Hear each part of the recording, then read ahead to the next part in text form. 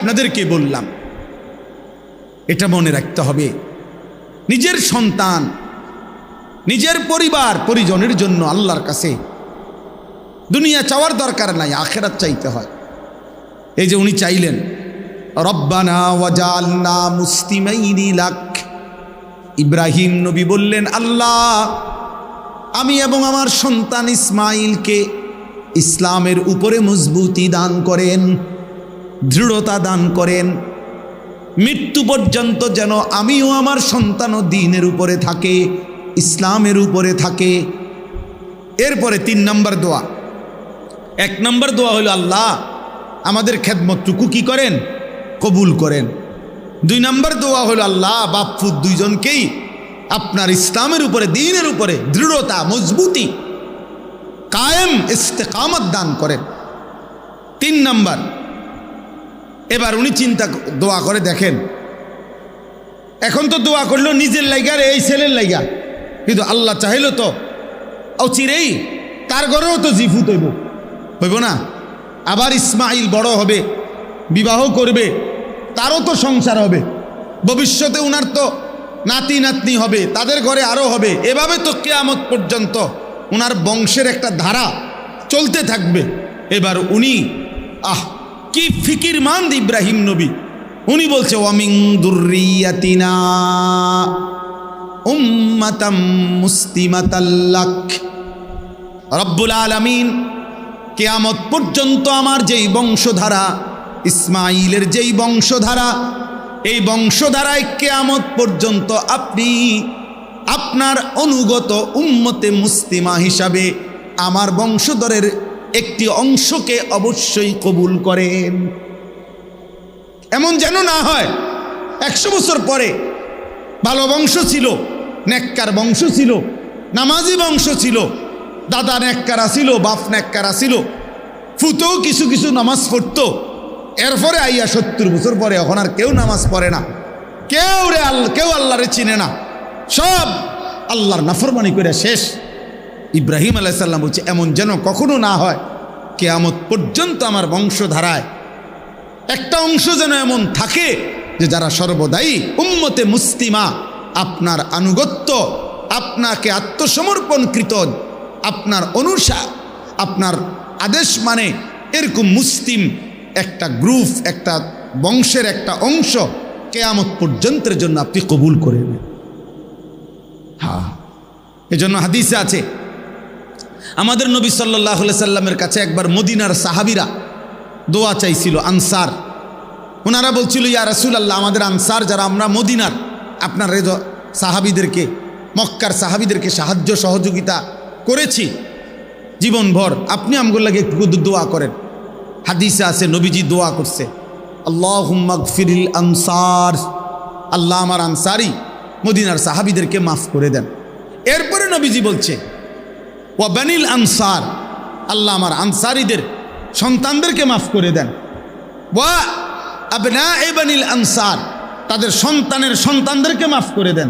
এইভাবে 5-6 বার বলছে নবী, অর্থাৎ আল্লাহ শুধু এদেরকে না, এদের আগত খানদান যারা কিয়ামত পর্যন্ত আসবে তাদেরকেও মাফ করে দেন, তাদেরকেও মাফ করে দেন। তো ওয়ামিন দুররিয়াতিনা উম্মাতাম মুসলিমাতাল লাক, আল্লাহ আমাকেও ইসলামের উপরে দৃঢ়তা দেন, আমার সন্তান ইসমাইলকেও দেন, আমার বংশধারা ইসমাইলের বংশধারায় কিয়ামত পর্যন্ত উম্মতে মুসলিমা বানান, আপনার অনুগত বান্দা বানান। এই জন্য একজন মুসলমানের সার্থকতা মিয়া, আপনি তো 30 বছর খাইছেন দাইছেন সুদে ঘুষে কিস্তিতে লোনে খাইয়া দাইয়া, এরপরে চলে গেলেন মিয়া। এরপরে যদি বংশধর এমন হয় 50 বছর পরে আপনার বংশের কেউ আল্লাহ চিনে না, নবী চিনে না, আখিরাত চিনে না, তো আপনার কবরে সওয়াব যাবে কেমনে? আপনার কবরে সওয়াব যাবে কেমনে? আপনার বংশধর তো আল্লাহই চিনেন, আখিরাতে তো চিনে না। আহা, আল্লাহ আমাদেরকে মাফ করে দেন, আল্লাহ আমাদেরকে মাফ করে দেন। এরপরে তিনি বললেন, ও আরিনা মানাসিকানা। তাহলে 4 নম্বর দোয়া, ইব্রাহিম আলাইহিস সালাম বলে, আল্লাহ আপনার ইবাদতের যত নিয়ম কানুন, সমস্ত নিয়ম কানুন আপনি আমাদেরকে দেখায়া দেন, বলে দেন, শিখায়া দেন, আমরা যেন আপনার হুকুম মোতাবেক, আপনার কানুন মোতাবেক আপনার প্রতিটা ইবাদত যেন করতে পারি, এটা আপনি আমাদেরকে বলে দেন, পথ বাতলে দেন, আপনি শিখান। অর্থাৎ বুঝাইছে আপনার ইবাদত যেন মন গড়া না করি, বরং আপনার নির্দেশনা মতো যেন করতে পারি, এমন পথ আপনি আমাদেরকে দেখায় দেন। অনেক মানুষ আছে, আহা এমনি নমাজ পড়ে হেবড়া, আপনি জিজ্ঞাসা করেন তাব্বাতিয়াদা সূরা নুরানির বাচ্চা ও শুনলে হাসবো, আত্তাহিয়াতু ফরেন চাচা, তো একটা বাচ্চা যদি আমগো মাদ্রাসাগুলোতে এরাও শোনে, এরাও এই চাচার এগুলো শুনলে হাসতে হাসতে পানি পড়বে। তো তাহলে এটা কি নামাজ? যার সূরা হয় না, যার একটা দোয়া ঠিক নাই, রুকু সেজদা ঠিক নাই, আত্তাহিয়াতুটাও ঠিক মতো পড়তে পারে না, কিচ্ছু পারে না, হেবড়া ওড়ে আর নামে ওটা কয়টা নমাজ পড়ে, কি নমাজ এটা? এই নামাজের তো কোনো ফায়দা নাই, অশুদ্ধ, ভুল। যেই নামাজ সূরা কেরাত দোয়া কালাম তসবিহ ভুল, অশুদ্ধ, খোদার কসম ওই নামাজ হবে না, ওইটা কোনো নামাজ না, নামাজ না। ফালিয়ামাল আমালান সালিহা, আল্লাহ শর্ত করছে কোরআনে, আল্লাহ বলে দিছে, আল্লাহ বলবে বান্দা আমি বলে গেছি, তুমি গুরুত্ব দাও না, এটা তোমার বিষয়। আল্লাহ বলছে তোমরা প্রত্যেকে যদি জান্নাত পেতে চাও, এক নম্বরে তোমাদের প্রতিটি আমল বিশুদ্ধ করো, বিশুদ্ধ করো, ইমানকে বিশুদ্ধ করো, দ্বীনকে বিশুদ্ধ করো। আখলিস দীনাকা ইয়াকফিকাল আমালুল কলিল। আমাদের নুরানি এই মাদ্রাসাগুলো যে নুরানি ফরায়, প্রথম হাদিস, এক নম্বর হাদিস শিখায় এটা, মানে প্রথম কথা, আখলিস দীনাকা, তোমার দ্বীনকে খাঁটি করো, ইমানকে খাঁটি করো, আমলকে খাঁটি করো। এজন্য এখানে তিনি বলছেন আল্লাহ আপনার যত ইবাদত আছে, ইবাদতের যাবতীয় নিয়ম কানুন আপনি আমাদেরকে দেখায় দেন, বলে দেন, বাতলায় দেন। ওয়াতুবা আলাইনা, এরপরে বলছেন আল্লাহ যত গুনাহ করেছি, পাপ করেছি, অপরাধ নাই ওনাদের, ওনারা নবী, নবীদের কোনো গুনাহ হয় না, তারপরেও বলতেছে আল্লাহ আপনি আমাদের অপরাধ থেকে আমরা তওবা করতেছি, আপনি আমাদের তওবা কবুল করে নেন। গুনাহ মাফ চাইছে, গুনাহ মাফ, নবীদের কোনো গুনাহ নাই, এরপরেও ওনারা গুনাহ মাফ চাইছে। আমাদের গুনায় ভরা, আমরা গুনাহ মাফ চাইতে পারি না, আমরা বসে থাকি। 90 বছর বয়সে বুড়া মিয়া যখন অসল হইয়া, লম্বা হইয়া, সোজা হইয়া যখন শ্বাস টানে, একেবারে নিঃশ্বাস টানতেছে, দম টানতে আছে, এই সময় 100 টাকা দিয়া হুজুর ডাক্কা আনে, হুজুর রে দিয়া তোবা ভরায়, মস্কারি করে আর আল্লাহর সাথে মস্কারি করে। হ্যাঁ, গুনাহ করলেন আমনে, তওবা ভরায় হুজুরে, ওটা জানেও না কিসের তওবা, মানে তখন হুঁশে নাই। আল্লাহ আমাদেরকে মাফ করে দেন। আল্লাহ তাআলা এই হুকুম করেছেন যে নামাজ, রোজা, হজ, যাকাত, দাওয়াত, তাবলীগ, জিকির, জিহাদ ফি সাবিলিল্লাহ, মাদ্রাসায় পড়ানো, মাদ্রাসায় দান করা, সাদাকা করা, মাদ্রাসা প্রতিষ্ঠা করা, মসজিদ প্রতিষ্ঠা করা, মসজিদের খেদমত করা, যত রকমের বন্দিগি হইতে পারে, যত রকমের ইবাদত হইতে পারে, সব কিছুতেই যেন মুখলিসিন, আল্লাহর জন্য করতেছি, আল্লাহর সন্তুষ্টির জন্য করছি, এটা যেন মাথায় থাকে, এটা যেন দিলের মধ্যে থাকে, এটা যেন হাবভাবের মধ্যে থাকে। অর্থাৎ কথাবার্তা দ্বারাও এটা বুঝাইতে হবে, দিল দ্বারাও এটা বুঝাইতে হবে, কর্মকাণ্ড দ্বারাও এটা বুঝাইতে হবে। কারণ আল্লাহ তাআলা ভেতর বাহির উভয়টাই জানেন, আস্তে গোপন, জোরে প্রকাশ্য, সবটাই শুনেন। কাজে আল্লাহকে আড়াল করার, লুকোচুরি করার কোনো সুযোগ নাই। মানুষ হয়তো মনে বুঝলো না, মানুষ হয়তো চিনল না, মানুষ হয়তো ভাবছে খুব বুজুর্গ, কিন্তু আল্লাহ তাআলা তো ভেতরও জানেন, বাহিরও জানেন। এই জন্য আল্লাহ তাআলা কোরআনুল কারীমের মধ্যে বলছেন, ও আসিররু কাওলাকুম আবিজহারু বি, তোমরা আস্তে বলো আর জোরে বলো, সব আল্লাহ তাআলা শুনতে পান। ইন্নাহু আলিম তিনি সব জানেন।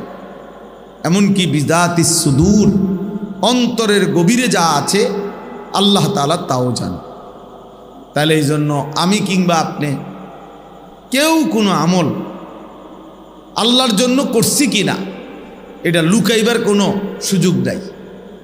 মানে দুনিয়ার কেউ হয়তো বুঝে নাই যে আমার দিলের মধ্যে আছে দুনিয়া, বাহ্যিক মানুষকে দেখাইলাম খুব আল্লাহর জন্য। তাহলে এই দ্বিমুখী আচরণ এটা যদি দুনিয়ার মানুষ কেউ ধরতেও না পারে, বুঝতেও না পারে, কিন্তু মহান আল্লাহ রব্বুল আলামিন নিশ্চিত সেটা বোঝেন, কারণ তিনি ভেতরও জানেন বাহিরও জানেন। ইয়ালামু খাইনাতাল আয়ুন ওয়া মা তুখফিস সুদূর। আল্লাহ তাআলা চোখের যত খেয়ানত গুনাহ মানে প্রকাশ্য এটাও জানেন, ওয়া মা তুখফিস সুদূর, আল্লাহ নিজেই বলতেছে তোমরা অন্তরে যা লুকিয়ে রাখছো সেটাও জানেন। তাহলে আল্লাহকে আড়াল করার, আল্লাহকে ফাঁকি দেওয়ার কোনো সুযোগ নেই। কোরআনুল কারীমের মধ্যে আছে আলাম ইয়ালাম বিআন্নাল্লাহা ইয়ারা। আল্লাহ তাআলা বলে বান্দা কি জানে না, আমার বান্দা কি এটা জানে না যে আমি আল্লাহ তাকে সারাক্ষণ দেখি? আল্লাহ আমাদেরকে সারাক্ষণ দেখে, এক সেকেন্ডও আমরা আল্লাহ তাআলার নজরের আড়ালে না। তাহলে আল্লাহকে আড়াল করব কিভাবে আমরা? আল্লাহ তাআলা বলেন আলা ইয়ালামু মান খালাক। বান্দা তোমরাই বলো যিনি সৃষ্টি করেছেন সব কিছু তিনি তার সৃষ্টি সম্পর্কে জানবেন না? যিনি বানাইলেন তিনি জানবেন না কি বানাইলেন, কেমন বানাইলেন, কোথায় থাকে, কেমন থাকে? তা আল্লাহ তাআলা বলেন এটা তো তোমরাও বলবা, হ্যাঁ যিনি বানাইছেন তিনি তার প্রোডাক্ট, তার উৎপাদিত জিনিসের ব্যাপারে তিনি সবচেয়ে ভালো জানেন, এর ভেতর বাহিরের গুণাগুণ, এতে 2 নম্বরই আছে কিনা, এতে সবটা 1 নম্বর কিনা, ইত্যাদি ইত্যাদি। যিনি বানাইছেন তিনিই তো জানেন। তো আল্লাহ যেহেতু আমাদেরকে সৃষ্টি করেছেন, তো আল্লাহ তাআলাই পূর্ণ জানেন আমাদের হালাত। তাহলে এই আপনারাই আগে শোনেন 1 নম্বর কথা এটা। আমি মাওলানা আশরাফ তাকেও বলছি, আলহামদুলিল্লাহ সেই বছর আমাদের সাথে উমরাও করছে, অল্প বয়সে আলহামদুলিল্লাহ আল্লাহর ঘর দেখছে, নবী সাল্লাল্লাহু আলাইহি ওয়াসাল্লামের রওজায়ে আতহার দেখছে, এটাও তার জীবনের অনেক বড় সৌভাগ্য। কত মানুষ 60 বছরে, 70 বছর, 90 বছরও কোনো দিন মালিকের ঘর দেখে না, আল্লাহর ঘর দেখেই নাই, নবী সাল্লাল্লাহু আলাইহি সাল্লামের রওজা শরীফ দেখেও নাই। অনেক বদনসিব বুড়া মানুষ আছে, দুর্ভাগা, এই বুড়া মিয়ার জীবনের সব টাকার ব্যবস্থা করতে পারছে, করে, কিন্তু আল্লাহর ঘর জিয়ারতের জন্য ওনার কাছে কখনোই টাকা হয় না। আসল কথা হলো তার দিলের মধ্যে কখনোই এই ঘরের প্রতি জজবাই নাই, আগ্রহই নাই। নাই তো 3 ছেলে বিদেশ পাঠাইবার টাকা মিলছে, বাড়িতে বিল্ডিং করার টাকা হইছে, জমি কিনবার টাকা হইছে, 60 বছরের সব প্রয়োজন পূরণ হইছে, শুধু আল্লাহর ঘর জিয়ারতের টাকাটা ব্যবস্থা হয় না। আসল কথা হলো দিলে নাই, অন্তরে এটা নাই, মানসিকতাই নাই। এই জন্য কোরআনুল কারীমের মধ্যে আছে মান কাফারা ফা ইন্নাল্লাহা গানিয়্যুন আনিল আলামিন। আমার ঘরে সামর্থ্য থাকার পরেও আসতে যে অস্বীকার করে, আল্লাহ নিজে বলছে এমন সৃষ্টি জীব থেকে, এমন মানুষ থেকে আমি আল্লাহ তাআলা পূর্ণ অমুখাপেক্ষী। অর্থাৎ আমি আল্লাহ তার দাঁড়ধারি না, আমি তার পরোয়াই করি না। সে আমার ঘরে আসে নাই, এই জন্য আমার ঘরের মর্যাদাও কমে নাই, আমি আল্লাহর মর্যাদাও কমে নাই, নাউজুবিল্লাহ। বরং ক্ষতিগ্রস্ত হয়েছে সেই যে আসে না, যে আমার ঘরে ইবাদত করে নাই, সামর্থ্য থাকা সত্ত্বেও, ফরজ হওয়া সত্ত্বেও যে পালন করে নাই। তো যাই হোক, আমাদের সব কিছুতে আমরা আলহামদুলিল্লাহ অনেকে আসি, মসজিদে দান করি, মাদ্রাসায় দান করি, ভালো কাজ, গরিব দুঃখী অসহায়কে দান করে থাকি। এক্ষেত্রে এটা জরুরি বিষয় মনে রাখতে হবে। ওই ছেলে দেখেন, এই ছেলের মোবাইলের দিকে দেখেন, অপদার্থে বসে বসে মোবাইলটা নিয়েই ব্যস্ত। তোমারে বলি, এই গেঞ্জিওয়ালা তোমারে বলতেছে, ফালতু কোথাকার।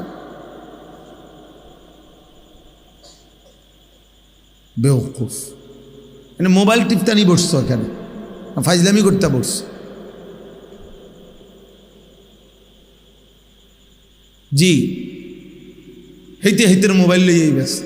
কি করে ওয়াজ, কে করে, কি কয়, হেঁটের এগুলো দিয়ে করবো কি? হের মোবাইল আছে, 7,000 ধন আছে, বুঝেন নাই? আর কি, একটা মোবাইল থাকা মানে 7,000 ধন। একটা মোবাইল আছে তো সব আছে।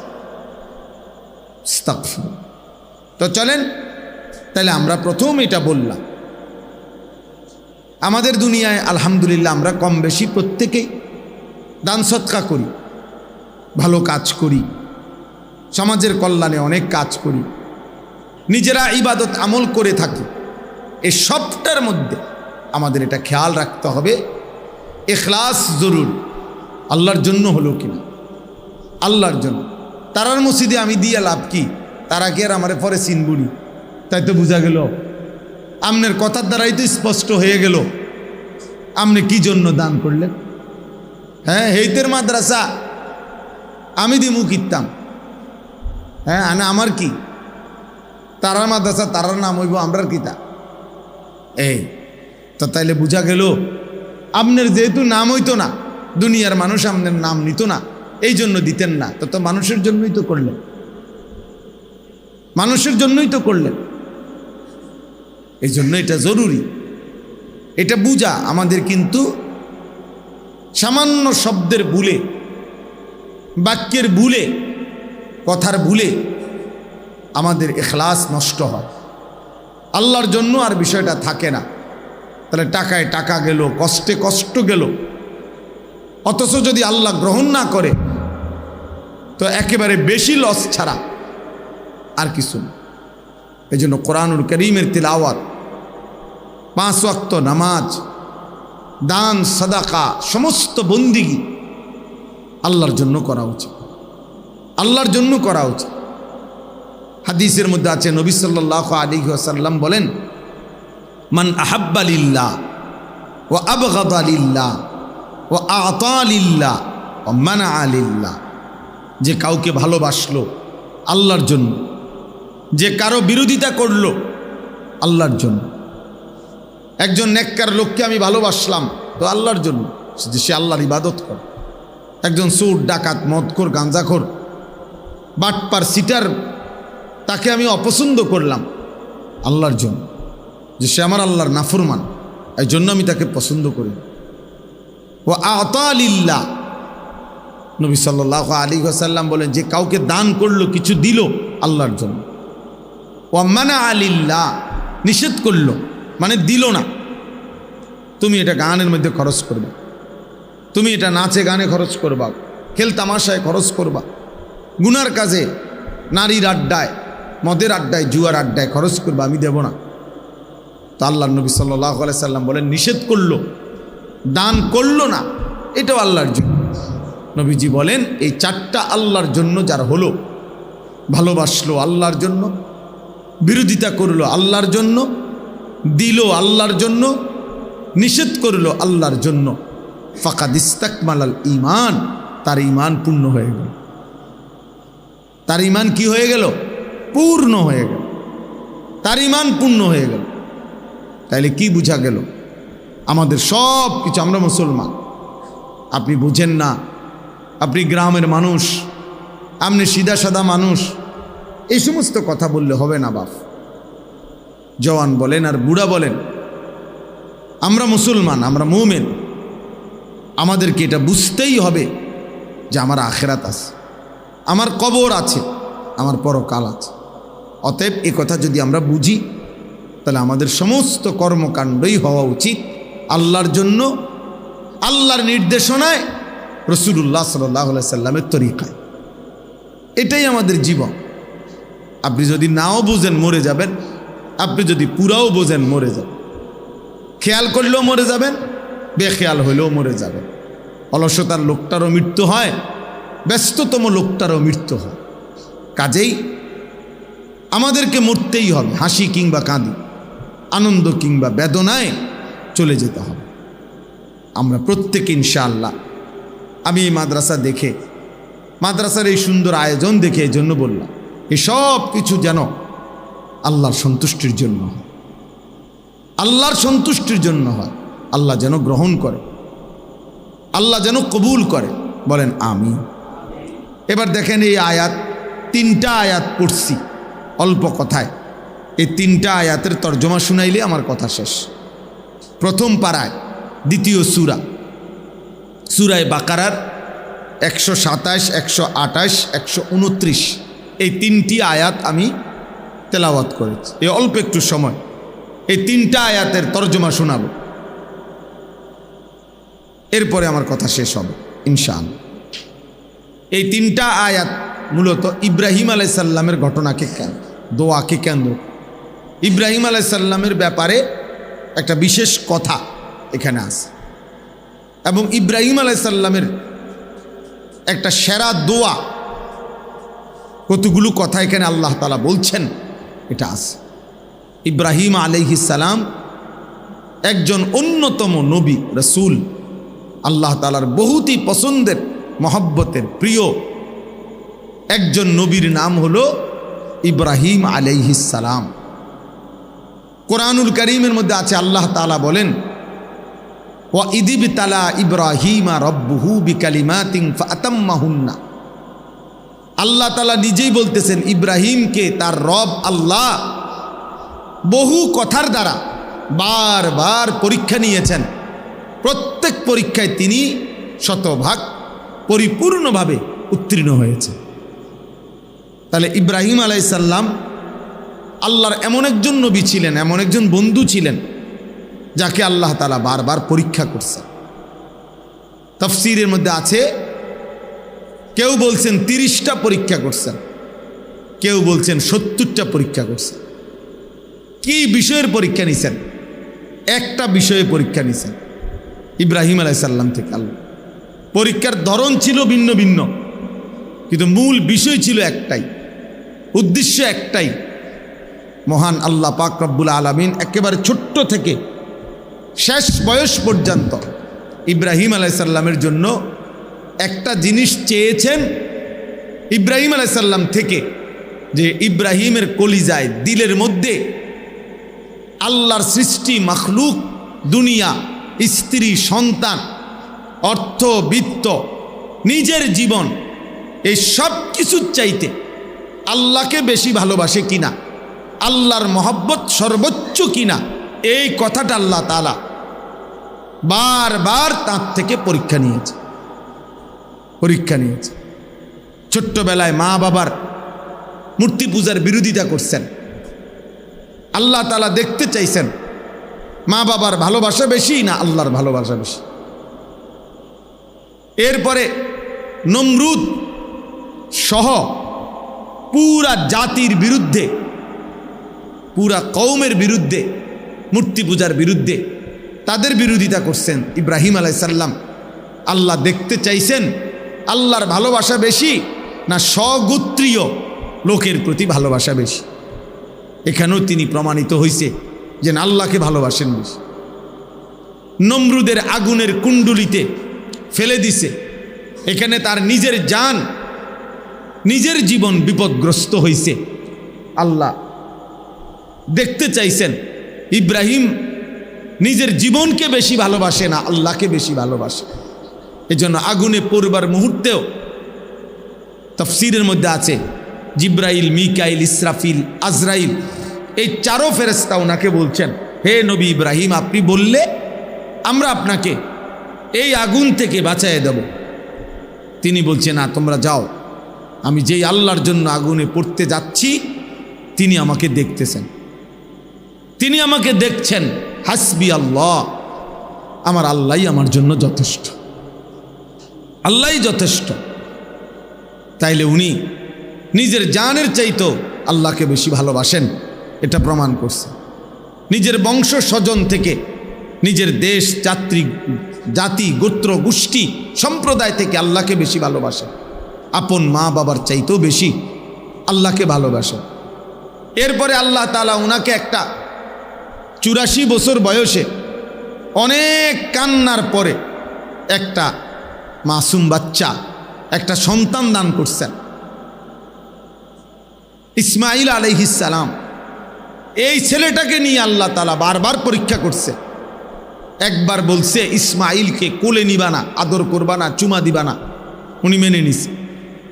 আরেকবার বলছে তাকে দূরে চোখের আড়াল করে দূর দেশে রাইখা আসবা, উনি সেটাও মেনে নিছে। আরেকবার বলছে তাকে জবাই করে ফেলবা, তো উনি জবাই করতেও রেডি হয়েছে। উনি প্রমাণ করছে যে আল্লাহ ছোটবেলায় যেরকম মা বাবার ভালোবাসার চাইতেও আপনাকে বেশি ভালোবাসছি, আজকে আবারও প্রমাণ করলাম সন্তানের চাইতেও আপনাকে বেশি ভালোবাসি, মা বাবার চাইতেও আপনাকে বেশি ভালোবাসি, সন্তানের চাইতেও বেশি আপনাকে ভালোবাসি। এরপরে আল্লাহ তাআলা ওনার স্ত্রী হাজেরা, ইসমাইলের মা, ওনাকেও চোখের আড়াল করে দিছে ইসমাইলের সাথে।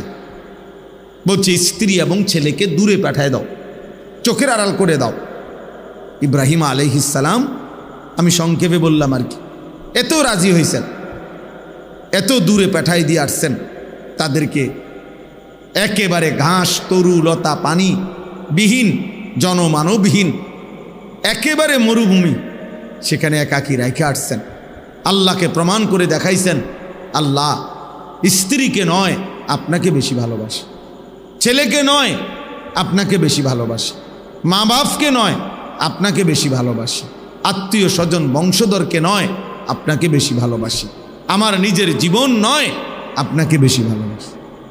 তাহলে কাকে বেশি ভালোবাসেন? আল্লাহকে। আল্লাহকে। এই কথাইটা আল্লাহ তাআলা স্ত্রীর মাধ্যমে, ছেলের মাধ্যমে, ওনার নিজের জীবনের মাধ্যমে, মা বাবার মাধ্যমে, বংশধর আত্মীয় স্বজনের মাধ্যমে সব আঙ্গিকে আল্লাহ ওনার থেকে পরীক্ষা নিছে। উনি সবভাবেই উনি টিকছে, উনি জিতছে, উনি উত্তীর্ণ হয়েছে। উনি বারবারই আল্লাহকে প্রমাণ করছে আমি আপনাকেই ভালোবাসি। একজন মুমিনের, মুসলমানের সবচেয়ে বেশি ভালোবাসা আল্লাহর জন্য। কোরআন আল্লাহকে বলছে